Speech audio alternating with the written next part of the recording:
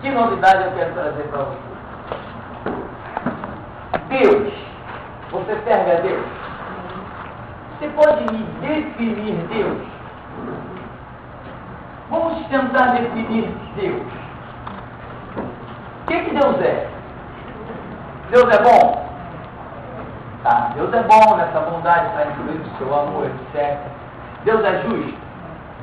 Então, nesse ser justo está incluída a sua justiça, não só amor, não só bondade, a justiça. Amém? Como nós temos visto. Deus nos perdoou dos nossos pecados? Não. Deus não perdoou os nossos pecados. O que ele fez? Então ele tem que agir em todo o seu caráter. Só a bondade geraria o perdão. Mas ele não é só bom. Ele é justo. Então ele teve que justificar o meu pecado. Daí que Cristo morreu pelos meus pecados. Então eu não fui simplesmente perdoado. Eu fui justificado. Por isso a Escritura diz: Jesus Cristo, justiça nossa. Eu não fui perdoado. Quem pensa que foi perdoado está enganado. Você não foi perdoado. Você foi justificado. Mas você não ouviu isso durante... Quem tem 15 anos de crente aí? Só o Álvaro teve coragem de admitir. Né, irmão? Você não ouviu que Deus te justificou. Você sempre ouviu que Ele te perdoou. Mentira. Deus não perdoa ninguém. Ele justifica. Deixa eu repetir. Mentira. Deus não perdoa ninguém. Ele justifica. Ele não pode neutralizar uma parte do caráter dele. Ele age no caráter dele e não põe uma parte de lado. Ele age completo. Ele age na perfeição. Então Jesus Cristo não morreu na cruz para nos perdoar.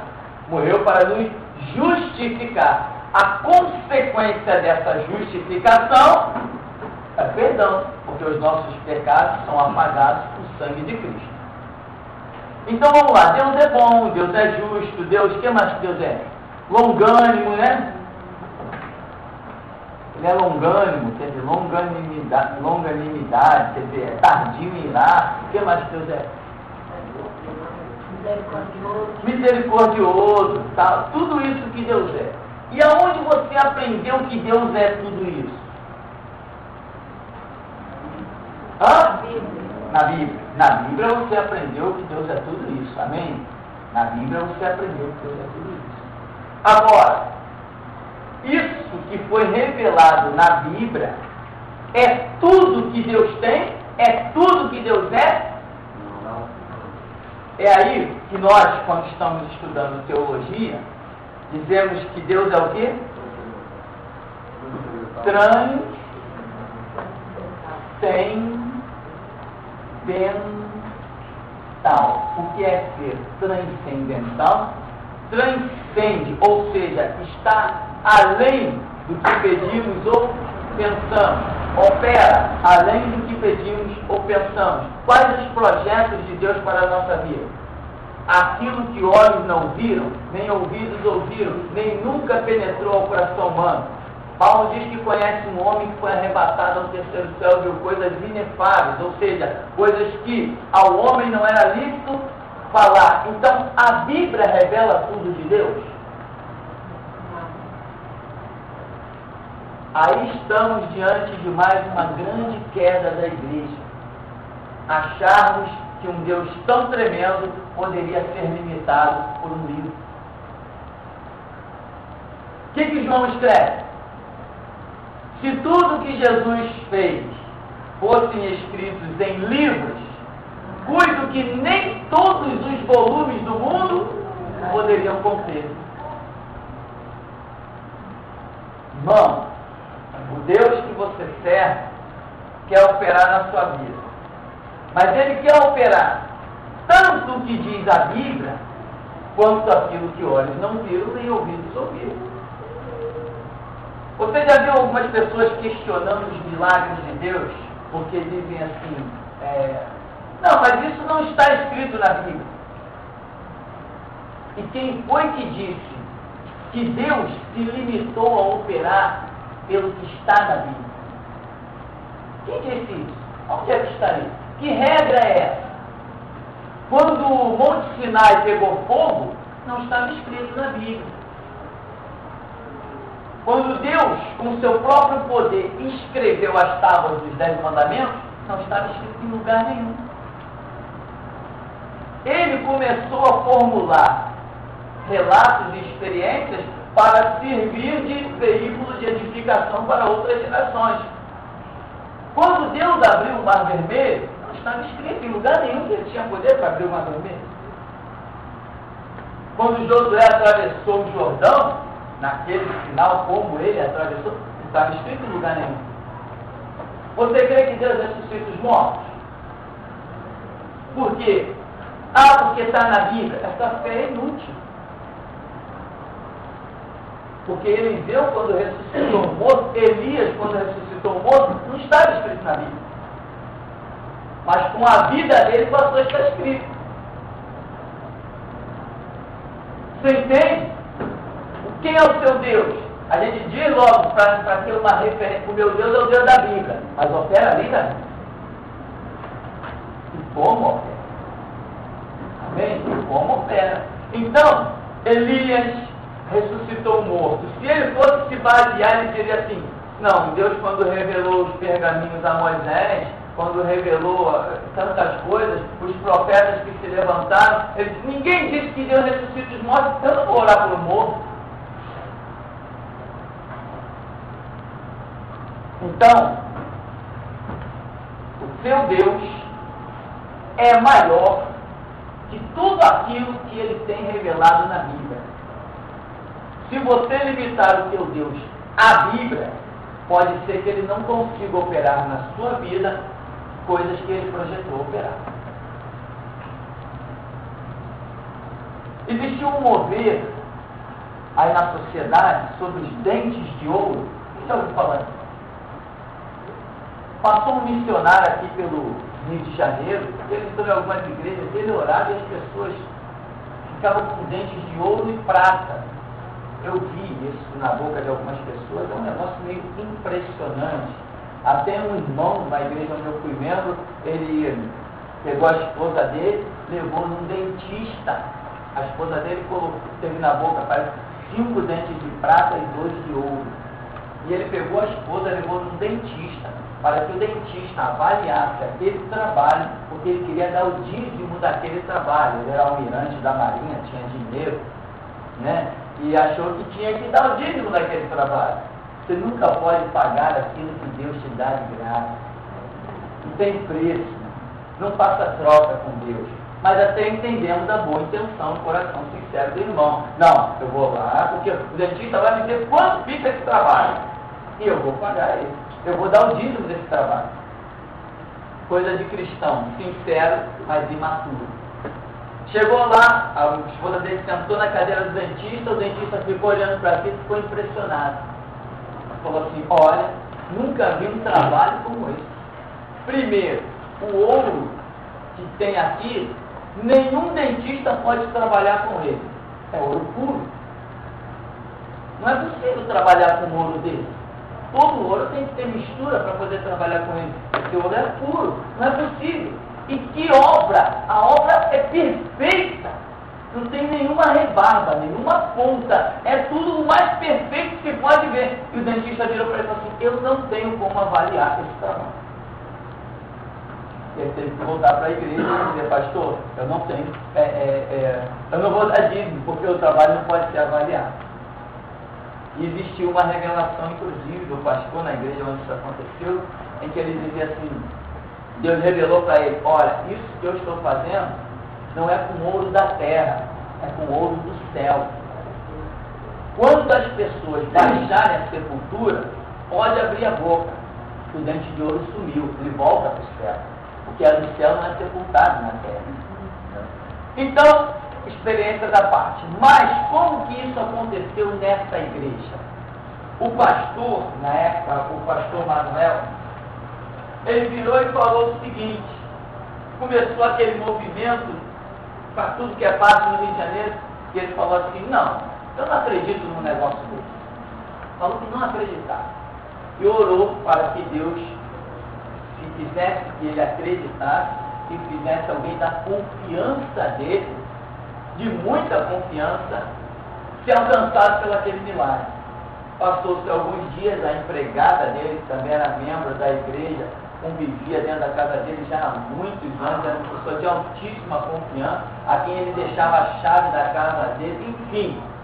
Vem ela, pastor, olha o que aconteceu quando eu olhei no espelho, olha a minha boca. Ele falou, então é verdade. Passou a orar dentro da igreja e começou Deus a operar dente de ouro na vida de um monte de pessoas. Né? E aquilo, na época, revelou muitas coisas, símbolos de prosperidade, enfim, comunhão com Deus, uma série de fatores. Então, meu irmão, quem é o seu Deus? Você acha que ele vai operar na sua vida só o que está na Bíblia ou ele pode ir além? Se ele é transcendental, ele tem como ir além, mas ele está vinculado aqui. A quem está vinculado às operações de Deus? Não é a nossa fé? Se tu creres, mas se tu não creres, não vê nada. Então, a questão é essa, se tu creres, né? A fé vem por ouvir, ouvir pela palavra de Deus. Mas na palavra de Deus, você não descobre as limitações de Deus. Na Bíblia não estão escritas as limitações de Deus. Na Bíblia está escrito os princípios de Deus. Quanto mais você conhecer a Bíblia, mais você conhecerá os princípios de Deus. E jamais conhecerá as limitações. Nem no seu lado de misericórdia e nem no seu lado de juízo e justiça.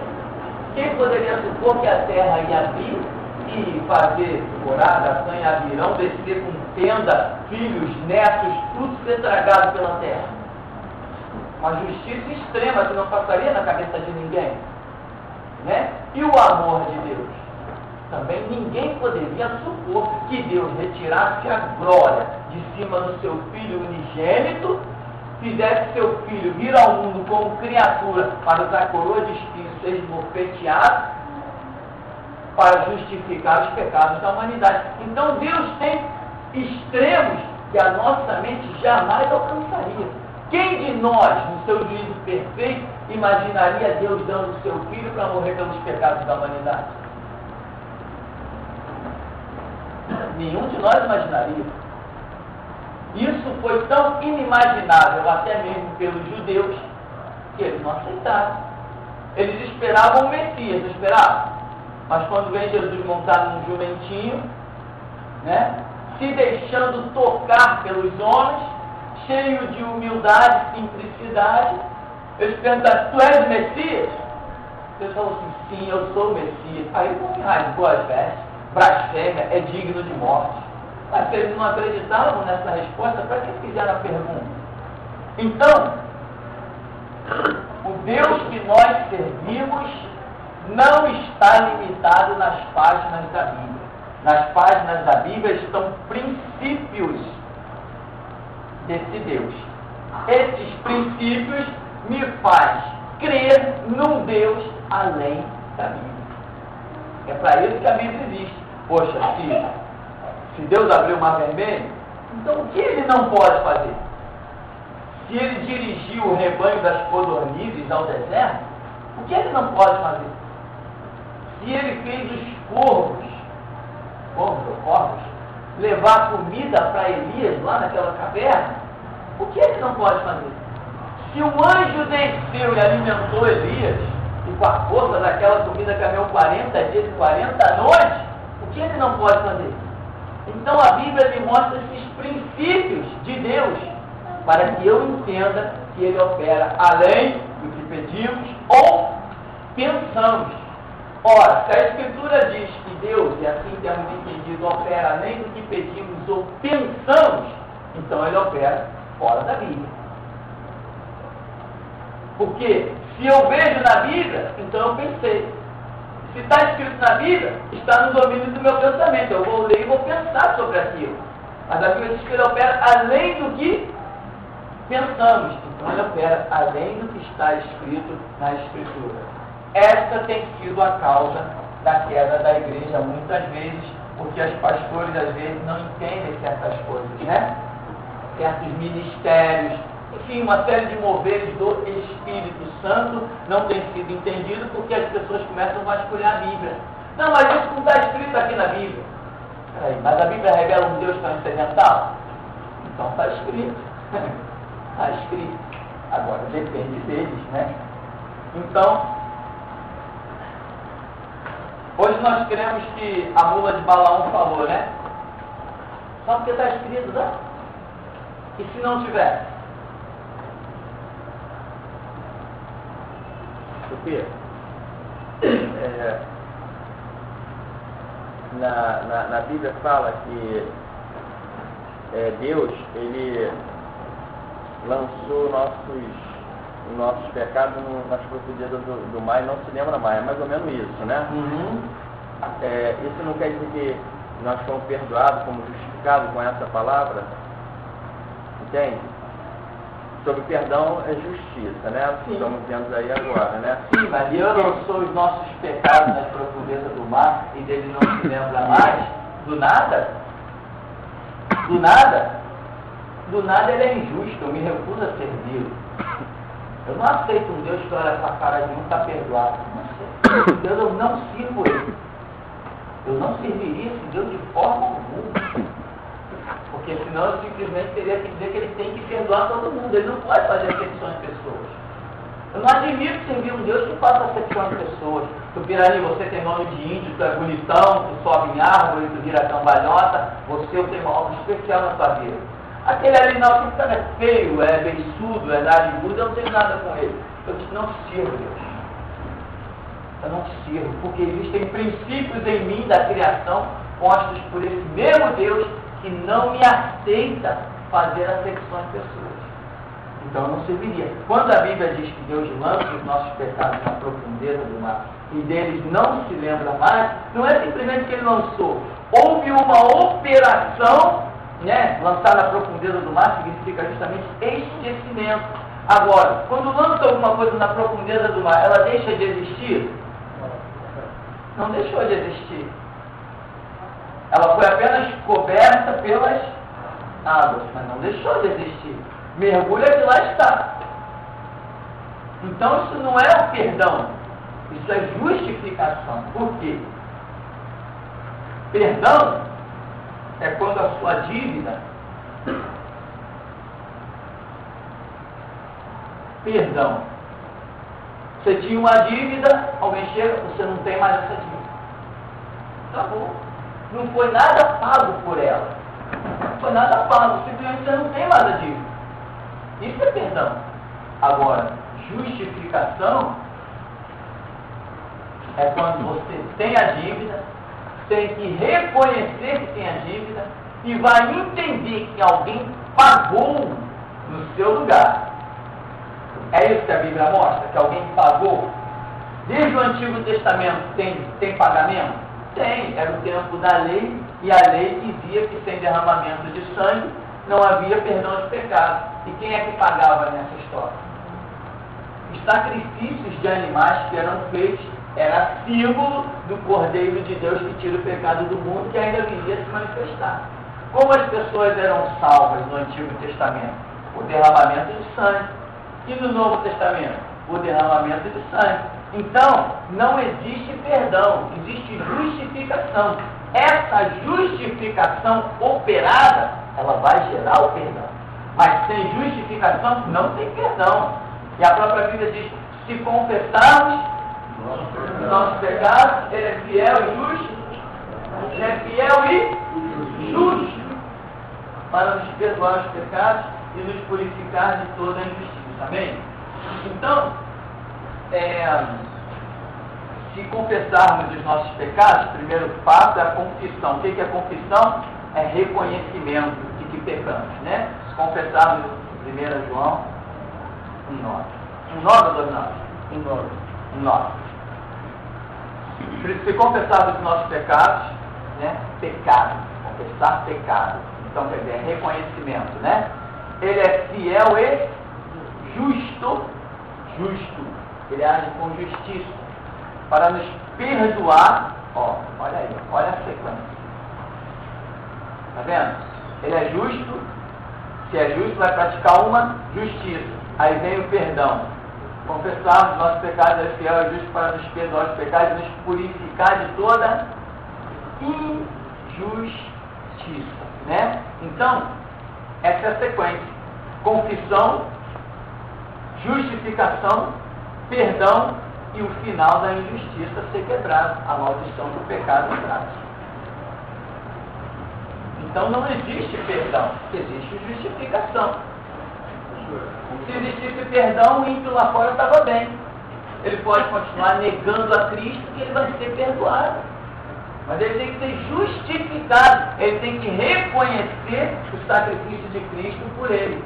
Isso é a justificação do nosso pecado. Como também se estivéssemos presos, né, numa cadeia, né, uma condenação eterna. Jesus pagou uma fiança. Isso, uma fiança.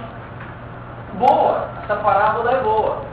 Porque, como se nós estivéssemos presos, né, e estávamos, ele nos libertou da potestade do ar, diz a Escritura, então nós estávamos acorrentados e aprisionados em cadeias, e ele pagou uma fiança.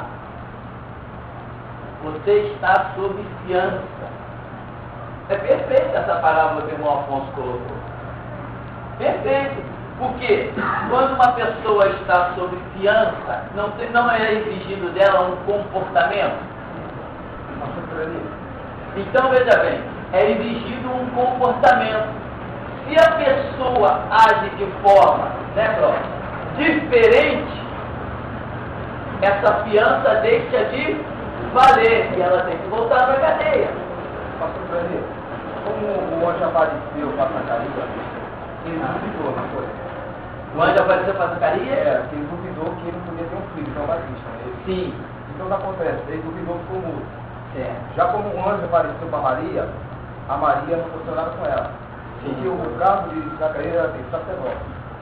Então, Davi era rei, sacerdote e profeta. Essa justificação aí, porque ele não tinha um caso muito elevado espiritual, não. Porque a Bíblia fala, muito será recebido, muito será cobrado, não. Deus deu essa justificação para ele, não. Veja bem, de que nós estamos falando dessa justificação? Estamos falando dessa justificação do preço que Deus pagou pelo resgate da humanidade. É disso que nós estamos falando. Até uma visão muito mais, vamos dizer, neotestamentária, né? Novo Testamento, é disso que nós estamos falando. Agora, em todo o tempo, Deus sempre teve seus critérios de justificação. Quando as pessoas não se enquadravam, é a questão da fiança, né? Não se enquadravam, voltava para o cativeiro. Saul teve o seu resgate, Saul teve a sua fiança para ser livre das potestades, dos principados, assumiu até um reinado, mas não andou de acordo com a fiança, com as regras instituídas. Resultado foi cair em cima da própria espada, e eu particularmente creio que baixou o inferno. Eu não creio na salvação do rei Saul, né? Até a de Salomão eu questiono demais.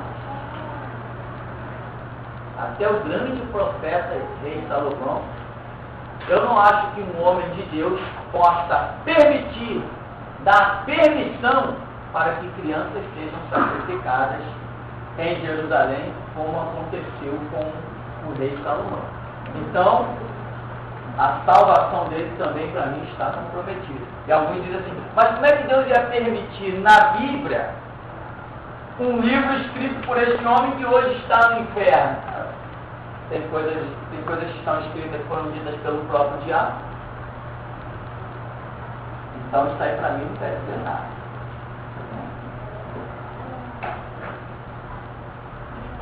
Alguém mais uma pergunta aí? Alguma colocação?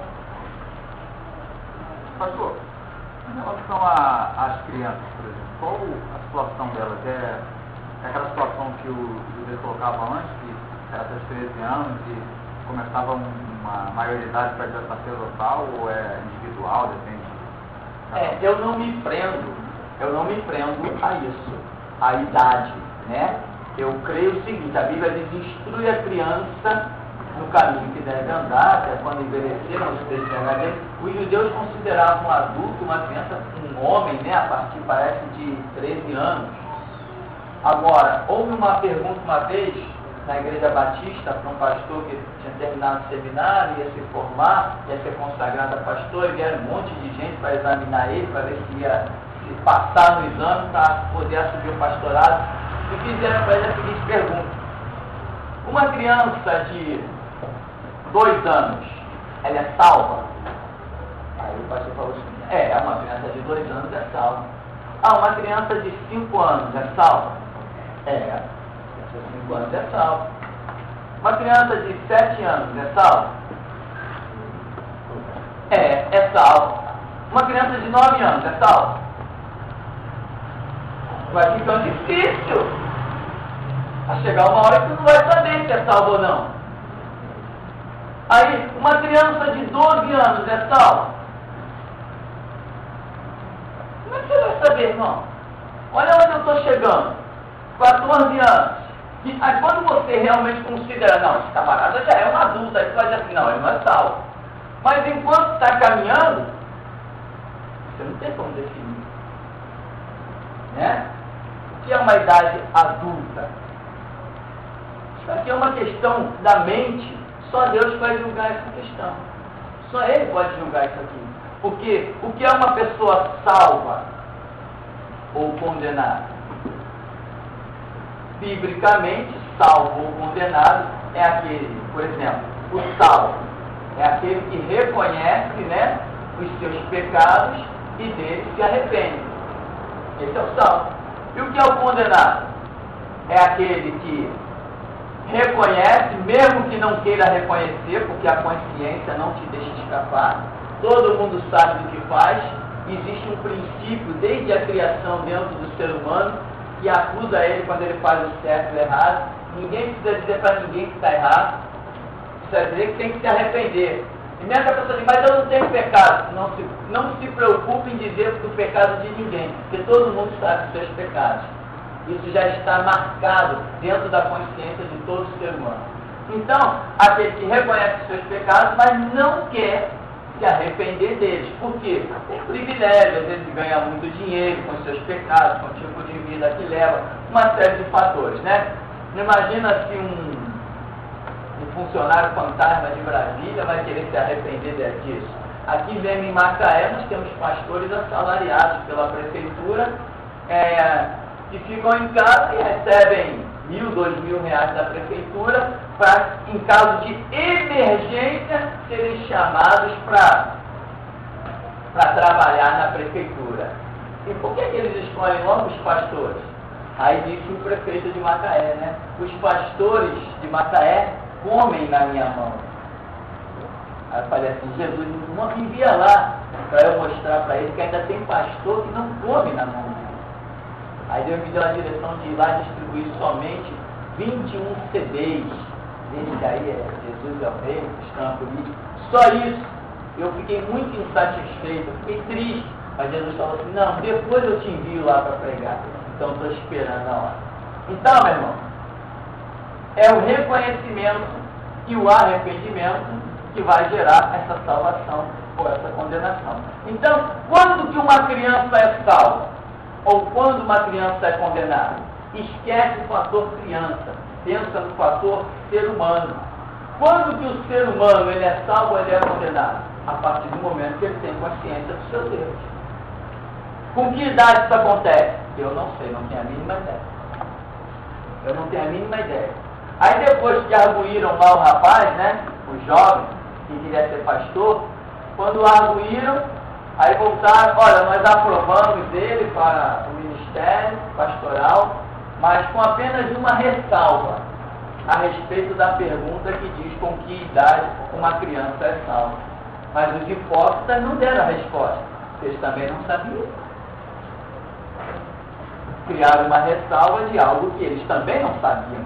Porque se de repente alguém parasse e perguntasse, não, então responde vocês, com que idade uma criança é salva? Eles não tinham resposta, ninguém tem essa resposta. Né?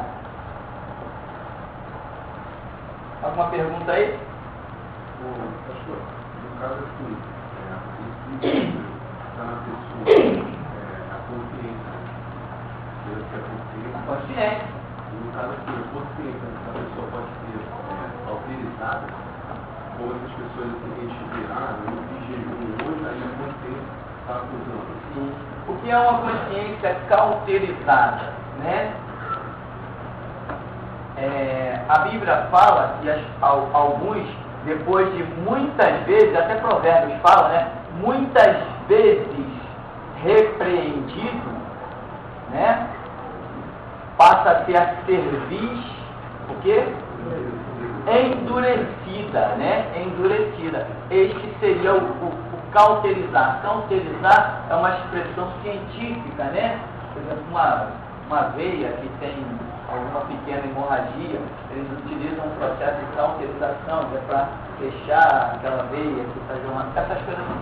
Então, esse cauterizar é uma linguagem semelhante aqui a examinar e a escritura, né? Uma linguagem científica. Então, quando a pessoa muitas vezes é repreendida e não aceita, o único veículo de convencimento que existe no mundo se chama Espírito Santo. Quando ele considera que já trabalhou com aquela pessoa de todas as formas e maneiras, ele se afasta daquela pessoa.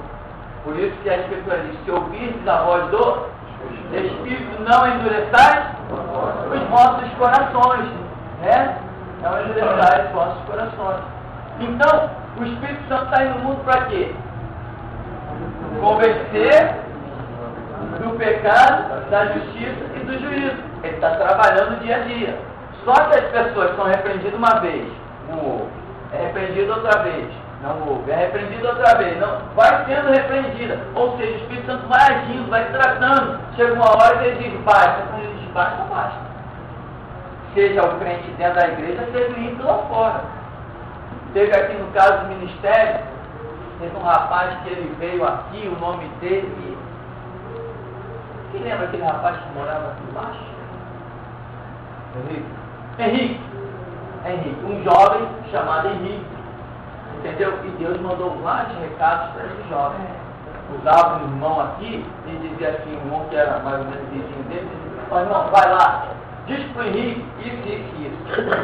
Diz para o Henrique que, olha, Deus está livrando ele disso. Diz para o Henrique sair daquele caminho. Diz para o Henrique que ele está numa companhia. Diz para o Henrique que tem um baile marcado para ele tal dia. Diz para ele não ir. Diz para o Henrique que o camarada é ímpio. Um jovem ímpio vivendo lá nos seus vícios, nas suas orgias. Eu falei assim: meu Deus, o Senhor está dando tanto zelo para aquele ímpio. Então a minha vida é preciosa, porque eu estou servindo ao Senhor. Eu comecei a avaliar o quanto nós, igreja, temos valor para Deus. E manda recado para o Henrique, Aí um dia chegou assim: olha, entrega esse recado para o Henrique. Diz para ele que tem espírito de morte. E cadê o Henrique? Aí no outro culto chega o irmão, o Henrique morreu. Foi lá com um baile, não sei para onde foi, metralharam todo mundo, então morreu o Henrique. Então, quantas oportunidades Deus dá a uma pessoa? Eu não sei, mas chega uma hora que ele abandona, ele larga. Entendeu? Teve outro jovem aqui que vivia em baile funk, um escuro, magro, alto, que vinha sempre aqui, ouvia o rádio, sei lá como foi, acabou vindo parar aqui e morava perto. E ele sempre naqueles bailes funk dizia: ó, sai disso. Ó, o último sinal que Deus deu para ele foi o seguinte: olha, é o último sinal. Você vai ou não vai passar em cima de um viaduto, vai ter um tiroteio, não vai. A resposta: não vai. Pois ele foi. Ele foi e escapou por muito pouco. Abandonou o baile funk. Foi mais uma oportunidade de Deus deu, mas também saiu da igreja, abandonou, não sei que rumo tomou. Então, mas chega uma hora que a pessoa, o Espírito Santo considera que ele está de cerviz, né? Pronto, endurecida, ou seja, a mente dele está cauterizada. Como? Porque ele não quis ceder à voz do Espírito Santo. que é esse cauterizamento? Se cauterizar é que o Espírito Santo não trabalha mais no convencimento da vida da pessoa. Entrega a ele a própria sorte. E se o Espírito Santo não trabalha para nos mudar o rumo, nada vai nos mudar o rumo. Nós estaremos até hoje adorando os Espíritos, rezando missa para os mortos, se o Espírito Santo não tivesse trabalhado. Agora, quantos católicos já tiveram um folheto cristão, um crente conversando, uma série de pessoas que eu nasci católico e vou morrer católico. Perfeitamente. O inferno foi criado para isso também. O inferno foi criado para aqueles que baixam ao inferno, baixam a eternidade sem salvação, lá fiquem. Foi para isso que Deus criou o inferno. Né? Não, eu nasci católico e vou morrer católico. Não quero nem ouvir esse papo de crente. Tá bem.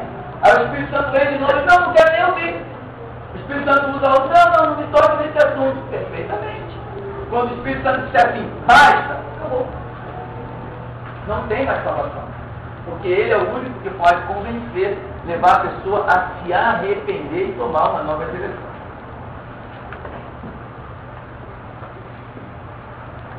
Tirania, tem uma passagem que Jesus fala para os discípulos ir pregarem, né? E entrarem nas cidades samaritanas, né? E se ali ele não escutar, para ele sacudir a poeira dos seus pés e irem embora, porque haverá mais rigor para eles do que Sodoma e Gomorra, né? Jesus está dando ali uma... Entendeu? Jesus disse não lançai pérola, e a palavra aos povos, né? Então veja bem, Jesus disse, vai na cidade, tá? Mas é o seguinte, ó, se não quiser ouvir, na cidade que vocês entrarem, não quiser ouvir, vem a volta. Saiu da cidade, sacode a poeira dos pés e segue o caminho. Que haverá menos rigor para os de Sodoma, dá para imaginar, menos rigor para os de Sodoma do que para estes. Claro, aos de Sodoma não foi anunciado o unigênito do Pai, mas aqueles estaria sendo anunciado, né? Hoje está sendo anunciado o unigênito da glória de Deus, o Filho de Deus está sendo anunciado. Claro que vai ter menos rigor para quem vive hoje ouvindo a mensagem do Evangelho e não dá ouvidos, do que para Sodoma e Gomorra, sem dúvida nenhuma. Bem, não entramos na nossa apostila, falamos aí várias coisas. Se você abrir a apostila, vai ver Doutrinas Básicas da Salvação, na página 1, né? Aí vem falando como a Bíblia chegou até nós, os materiais usados antigamente. Hoje você compra uma Bíblia por R$10, nem sempre foi assim. E ainda tem muitos lugares que ainda não é assim. Pessoas estão contrabandeando Bíblia para tudo que é canto, mas ainda é muito pouco, porque principalmente os países da bandeira vermelha, né? Os países comunistas perseguem a Bíblia com todas as suas forças. Países imensos aí, grandes como Cuba, como China, a Coreia do Norte, que é comunista, né? A Coreia do Norte é a número 1 em perseguição ao Evangelho. Impressionante a perseguição que aquele país faz. Ninguém consegue romper aquilo ali. Eles cercam de uma maneira. Se chegar no aeroporto daquele é uma dificuldade. Eles vão revirar tudo, vão revirar dentro do seu cabelo. Ali é uma coisa impressionante. Então existe essa dificuldade. Pouquíssimas Bíblias conseguem ultrapassar. Teve a Sociedade Bíblica do Brasil, lançou um tempo aí uma Bíblia que ela cabia na palma da mão. Quem chegou a conhecer essa Bíblia? A Bíblia inteirinha. Mas imagina o tamanho dessa letrinha, né? Então já entra outra dificuldade aí. Mas graças a essa compreensão bíblica da Bíblia que cabia assim na palma da mão, Antigo e Novo Testamento, muitas Bíblias conseguiram ser contrabandeadas, que era fácil de guardar, né? Guarda dentro do carro, né? Em algum lugar, e muita gente conseguiu contrabandear a Bíblia. Mas não bastante para um país como a China, por exemplo, que tem sei lá quantos milhões de habitantes. Então não é o bastante. Os países da cortina, chamada cortina vermelha, a gente costuma chamar, eles impedem terrivelmente. E aqui nesse tempo, quando os pergaminhos começaram a ser escritos, era muito caro, porque era escrito em peles de animais. Olha quantas peles de animais precisavam para se escrever alguma coisa. E a maneira de escrever, a tinta, era caro, era um processo caro, para eles conseguirem fazer aquela tinta ficar grudada no papel. Era uma dificuldade terrível. Hoje as pessoas não... E naquela época já tinha gente morrendo pela Bíblia. Hoje as pessoas têm Bíblia R$10 e deixam ela em cima da estante. Então, os materiais usados, aí vem papiro, pergaminho, papel, né? A invenção do papel, foi uma maravilha. Vem a composição da Bíblia. Você achou aí a composição da Bíblia? Velho Testamento e Novo Testamento. Dá uma palavrinha sobre isso para a gente ir para o nosso intervalo. A irmã Rosilda até trouxe um lanche, eu quero experimentar. Aqui, a composição da Bíblia. Velho Testamento e Novo Testamento. As práticas da igreja. Veja bem, se existe um Velho Testamento, ou velho, não seja a palavra mais apropriada, velho da ideia daquilo que não tem mais valor, né? Põe de lado, está velho. Não, a gente prefere usar até a palavra Antigo Testamento e Novo Testamento. Se existe um Novo Testamento, pergunta simples e objetiva: o Antigo foi descartado? Foi. O Antigo foi descartado. Só que nós precisamos entender o que do Antigo foi descartado. Sacrifício de animais. O Novo demonstra uma nova lei. Não demonstra? Demonstra. Né? Relacionamentos com os povos, uma série de fatores para o mundo gentílico, regras para a igreja propriamente dita, né? Estão aonde? Estão no Novo Testamento.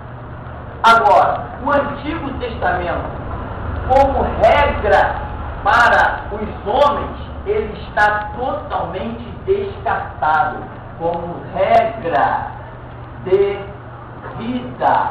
O Antigo Testamento está totalmente, gênero, número e grau, descartado. Não temos que guardar sábado nem domingo. Amém? Não guardamos sábado, nem domingo, nem segunda, nem dia santo, nem feriado. Não guardamos dia nenhum. Nós procuramos que todos os dias da nossa vida seja para o louvor e glória do nome do Senhor. Você não estuda a Bíblia só no sábado, nem só no domingo. Você estuda a Bíblia, você busca dia a dia estar, como a Escritura diz, bem-aventurado que medita de dia e de noite. É constantemente. Não tem dia para você estudar a Bíblia. Não tem dia para você ir na igreja. Não tem dia para você ir na igreja. É claro que a gente não vai abrir aqui todo dia, por quê? Não tem estrutura para isso. Nenhum de nós tem estrutura para isso. Né? Nós temos uma série de coisas, então a gente ora. Senhor, qual vai ser o dia do culto? Tal. Senhor, abre mais um dia? Que hora? Tal. Senhor, faz isso? Faz.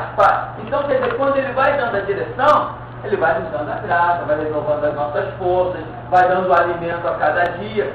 Então, é o caminho por aí. Então, veja bem, Antigo Testamento, qual a regra de vida que o Antigo Testamento traz para a igreja?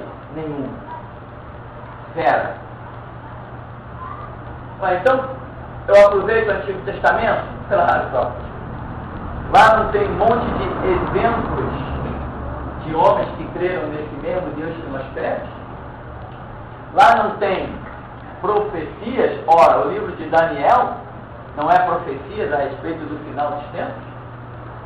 Nós não temos o livro de Oséias mostrando sobre o retorno de Cristo no terceiro milênio?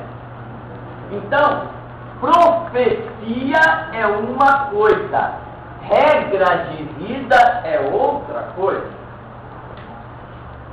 Então, o Novo Testamento substitui o Antigo Testamento no que tange a regra de vida.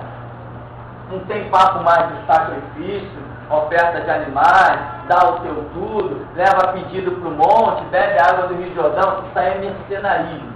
Então, regra de vida, hoje para a igreja, ela é exclusiva no Evangelho de Mateus, Marcos, Lucas e João. Isto é o Evangelho de nosso Senhor e Salvador Jesus Cristo. As cartas dos apóstolos, isso já é outro departamento. Então, o Antigo Testamento, você não vai dizer, eu vou ignorar o Antigo Testamento. Não. As simbologias que nos esclarecem Apocalipse estão lá em Gênesis. Outras simbologias que nos esclarecem Apocalipse estão em Daniel. Então, a regra de vida para a igreja ela é exclusiva do Novo Testamento, mas o Antigo Testamento ainda tem o seu valor.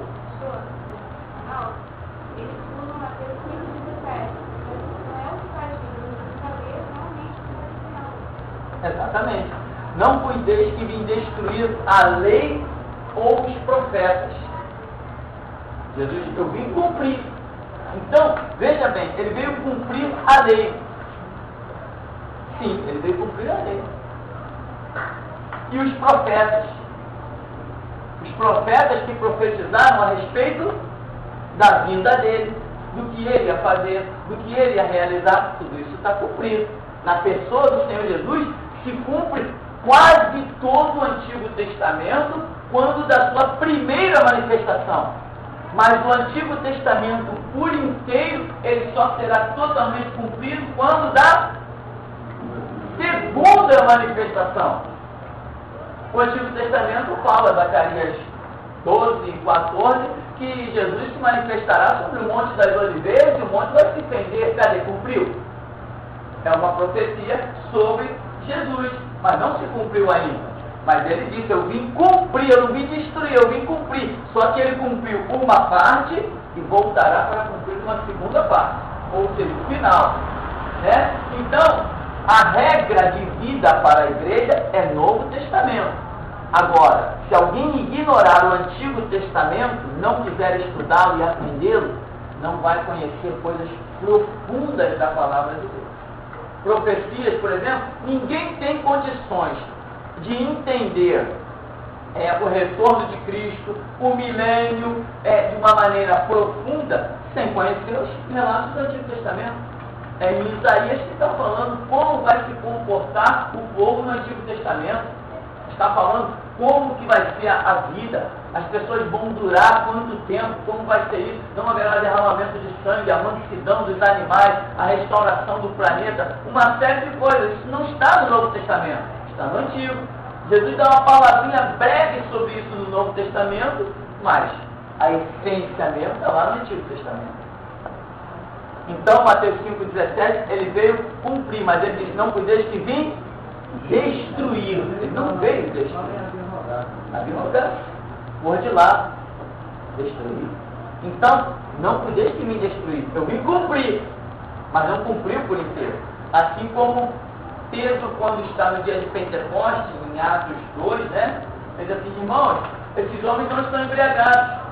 Isso é o que foi predito pelo profeta Joel. E acontecerá nos últimos dias, diz o Senhor, que derramarei do meu espírito sobre toda a carne, vossos filhos e vossas filhas terão visões, sonharão os vossos velhos, profetizarão, e sobre servos e servas derramarei do meu espírito. Aquela visão de Joel estava se cumprindo uma parte ali, no final dos tempos, considerado final dos tempos da dispensação da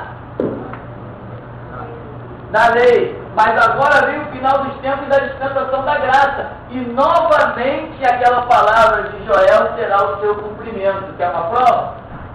Levante a mão quem tem tido sonhos proféticos. Fica pesado não, levanta a mão bem alto. Quero todo mundo ver. E aí?